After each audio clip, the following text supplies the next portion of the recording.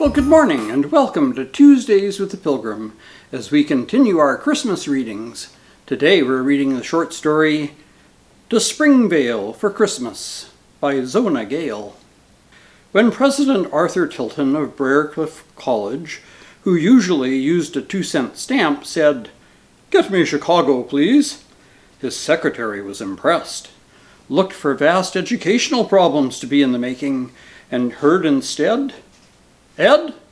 Well, Ed, you and Rick and Grace and I are going out to Springvale for Christmas."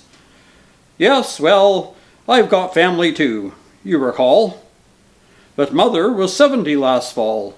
Do you realize it's been 11 years since we all spent Christmas with her? Grace has been every year. She's going this year. And so are we. And take her the best Christmas she ever had, too. Ed, Mother was 70 last fall." At dinner, he asked his wife what a suitable gift, a very special gift for a woman of 70 would be. She said, "Oh, your mother? Well, dear, I should think the material for a good wool dress would be right. I'll select it for you if you like." He said that he would see, and did not reopen the subject. In town on December 24th, he timed his arrival to allow him an hour in a shop. There he bought a silvery gray silk of a fineness and a lightness which pleased him, and at a price which made him comfortably guilty. At the shop, Ed, who was Edward McKillop Tilton, head of a law firm, picked him up. "Where's your present?" Arthur asked. Edward drew a case from his pocket and showed him a tiny gold wristwatch of decent manufacture, and explained, "I expect you'll think I'm a fool, but you know that Mother has told time for 50 years by the kitchen clock, or else the shield of the black marble parlor angel who never goes. You get the idea? And so I bought her this." At the station was Grace, and the boy who bore her bag bore also a parcel of great dimensions. "Mother already has a feather bed," Arthur reminded her. "They won't let you take an automobile on the coach," Edward warned her. "It's a rug for the parlor," Grace told them. "You know, it's a parlor, one of the few left in the Mississippi Valley, and Mother has had that Ingham down since before we left home." Grace's eyes were misted. Why would women always do that? This was no occasion for sentiment. This was a Merry Christmas. "Very nice, and Ricky'd better look sharp," said Edward dryly. Ricky never did look sharp. About trains he was conspicuously ignorant. He had no occupation. Some said that he wrote, but no one had ever seen anything that he had written.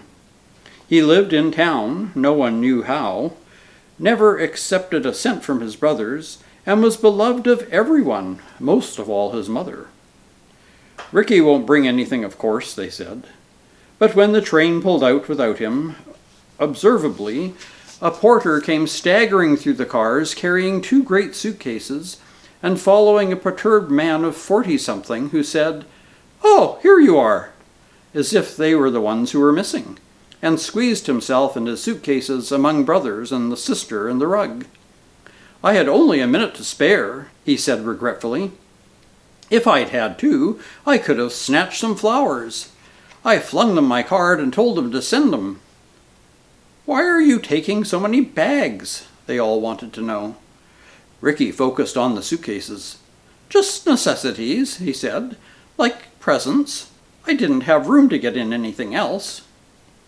"Presents? What?" "Well," said Ricky, "I'm taking books. I know Mother doesn't care much for books, but the bookstore's the only place I can get trusted." They turned over his books, fiction, travels, biography, a new illustrated edition of the Bible.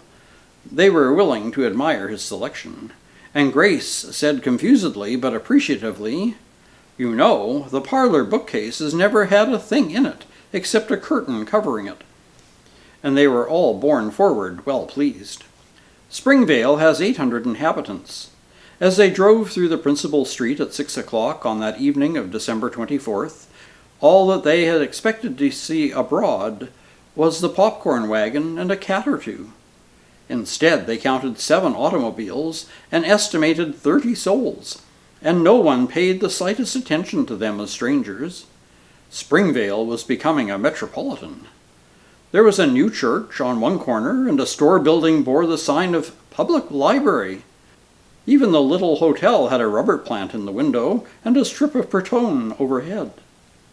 The three men believed themselves to be a surprise, but mindful of the panic to be occasioned by 4 appetites predicated into a Springvale menage, Grace had told. Therefore the parlor was lighted and heated. There was in the air of the passage an odor of brown gravy, which, no butler's pantry ever having inhabited, seemed a permanent savory. By the happiest chance, Mrs. Tilton had not heard their arrival, nor, with the parlor angel being of her customary eclipse, and the kitchen grandfather clock wrong, had she begun to look for them. They slipped in, they followed Grace down the hall, they entered upon her in her gray gingham apron worn over her best blue serge, and they saw her first in profile, frosting a lemon pie. With some assistance from her, they all took her in their arms at once. "Aren't you surprised?" cried Edward in amazement. "I haven't got over being surprised," she said placidly, "since I first heard you were coming." She gazed at them tenderly, with flour on her chin, and then said, "There's something you won't like. We're going to have the Christmas dinner tonight." Their clamor that they would all entirely like that did not change her look. "Our church couldn't pay the minister this winter," she said, "on account of the new church building. So the minister and his wife are boarding around with the congregation. Tomorrow's their day to come here for a week. It's a hard life, and I didn't have the heart to change them." Her family covered their regret as best they could and entered upon her little feast. At the head of her table, with her 4 children about her, and father's armchair left vacant, they perceived that she was not quite the figure they had been thinking her. In this interval they had grown to think of her as a pathetic figure, not because their father had died, not because she insisted on Springvale as residence, not because of her eyes, just pathetic. Mothers of grown children, they might have given themselves the suggestion, were always pathetic.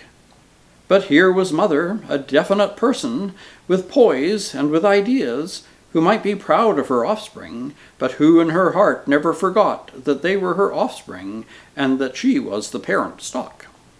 "I wouldn't eat 2 pieces of that pie," she said to President Tilton. "It's very rich." And he answered humbly, "Very well, Mother," and she took with composure Ricky's light chant. "Now you must remember, wherever you are, that you are the jam, but Mother's the jar." "Certainly, my children," she said, "and I'm about to tell you when you may have your Christmas presents. Not tonight. Christmas Eve is no proper time for presents. It's stealing a day outright, and you miss the fun of looking forward all night long. The only proper time for presents is after breakfast on Christmas morning, after the dishes are washed and put away.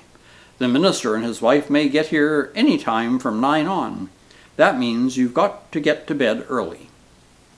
President Arthur Tilton lay in his bed looking at the muslin curtain on which the street lamp threw the shadow of a bare elm which he remembered. He thought, "She's a pioneer spirit. She's the kind who used to go ahead anyway, even if they had missed the emigrant party, and who used to cross the plains alone. She's the backbone of the world. I wish I could megaphone that to the students at Briarcliff, who think their mothers try to boss them." "Don't leave your window open too far," he heard from the hall. "The wind's changed." In the light of a snowy morning, the home parlor showed the clutter of commonplace of a room whose furniture and ornaments were not believed to be beautiful, and most of them known not to be useful. Yet when, after the dishes were washed, these 5 came to the leather chair which bore the gifts, the moment was intensely satisfactory. This in spite of the sense of haste with which the parcels were attacked, lest the minister and his wife arrive in their midst. "That's one reason," Mrs. Tilton said, "why I want to leave part of my Christmas for you until I take you to the train tonight. Do you care?" "I'll leave a present I know about until then, too," said Ricky. "May I?" "Come on now, though," said President Arthur Tilton.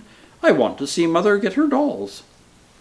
It was well that they were not of an age to look for exclamations of delight from their mother. To every gift her reaction was one of startled rebuke. "Grace, how could you? All that money! Oh, it's beautiful, but the old one would have done me all my life." "Why, Edward, you extravagant boy! I've never had a watch in my life. You ought not to have gone to all that expense." "Arthur Tilton, a silk dress? What a firm piece of goods! I don't know what to say to you. You're all too good to me." At Ricky's books she stared and said, "My dear boy, you've been very reckless. These are more books than I can ever read.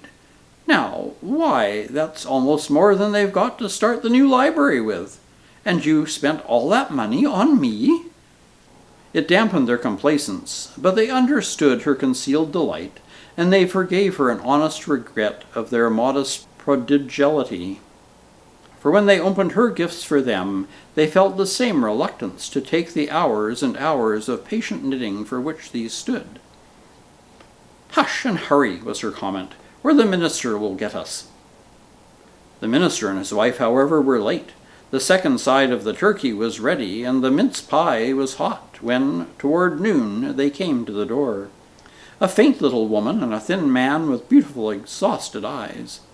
They were both in some light glow of excitement, and disregarded Mrs. Tilton's efforts to take their coats. "No," said the minister's wife. "No, we beg your pardon, but we find we have to go to the country this morning."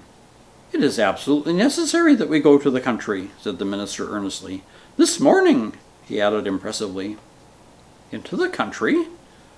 You're going to be here for dinner." They were firm. They had to go to the country. They shook hands almost tenderly with these four guests.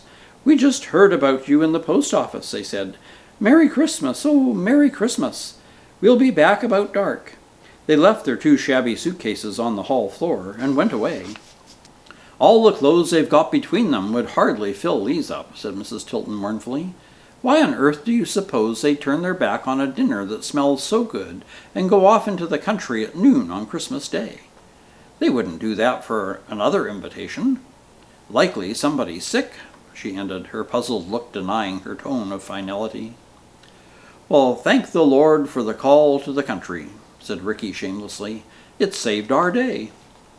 They had their Christmas dinner. They had their afternoon, safe and happy and uninterrupted. 5 commonplace-looking folk in a commonplace-looking house. But the eye of that love knew that this was not all. In the wide sea of their routine, they had found and taken for their own this island day, unforgettable. "I thought it was going to be a happy day," said Ricky at its close, "but it hasn't. It's been heavenly. Mother, shall we give them the rest of their presents now, you and I?" "Not yet," she told him. "Ricky, I want to whisper to you." She looked so guilty that they all laughed at her. Ricky was laughing when he came back from that brief privacy. He was still laughing mysteriously when his mother turned from a telephone call. "What do you think?" she cried. "That was the woman that brought me my turkey. She knew the minister and his wife to be with me today. She wants to know why they've been eating a lunch at a cutter out on the way. Do you suppose?" They all looked at one another doubtfully. Then, in abrupt conviction, "They went because they wanted us to have the day to ourselves." "Arthur," said Mrs. Tilton with immense determination, "let me whisper to you, too." And from that moment's privacy he also returned smiling, but a bit ruefully.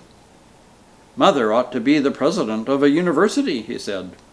"Mother ought to be head of a law firm," said Edward. "Mother ought to write a book about herself," said Ricky. "Mother's mother," said Grace, "and that's enough. But you're all so mysterious, except me." "Grace," said Mrs. Tilton, "you remind me that I want to whisper to you." Their train left in the late afternoon. Through the white streets they walked to the station, the somber little woman, the buoyant, capable daughter, the 3 big sons. She drew them to seclusion down by the baggage room and gave them 4 envelopes.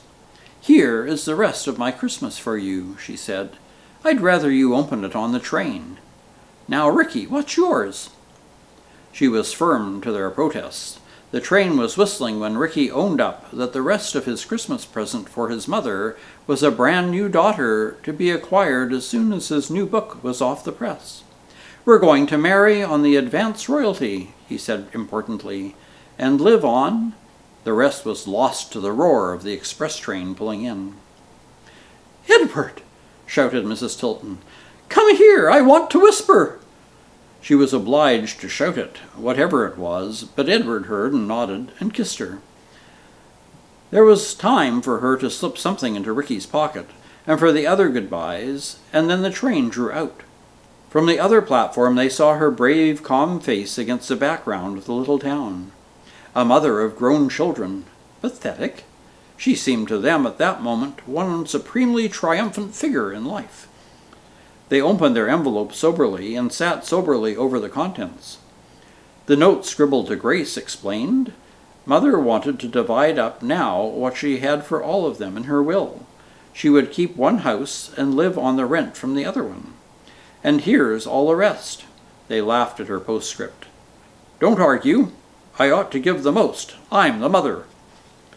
"And look at her," said Edward solemnly. "As soon as she heard about Ricky, there at the station, she whispered to me that she wanted to send Ricky's sweetheart the watch I'd just given her. Took it off her wrist then and there." "That must be what she slipped into my pocket," said Ricky. It was. "She asked me," he said, "if I minded if she gave those books to the new Springvale Public Library." "She asked me," said Grace, "if I cared if she gave the new rug to the new church that can't pay its minister." President Arthur Tilton shouted with laughter. "When we heard where the minister and his wife ate their Christmas dinner," he said, "she whispered to me to ask whether she might give the silk dress to her when they get back tonight." All this they knew by the time the train reached the crossing, where they could look back on Springvale. On the slope of the hill lay the little cemetery, and Ricky said, "And she told me that if my flowers got there before dark, she'd take them up to the cemetery for Christmas for Father. By night she won't have even a flower left to tell her we've been there." "Not even the second side of the turkey," said Grace. "And yet I think—" "So do I," said all her brothers. And that's the end of Christmas at Springvale. It's a delightful little tale of self-sacrifice. I hope you've enjoyed it. And we'll tune in next Tuesday for another fun Christmas story. Until then, take care, stay safe, and God bless.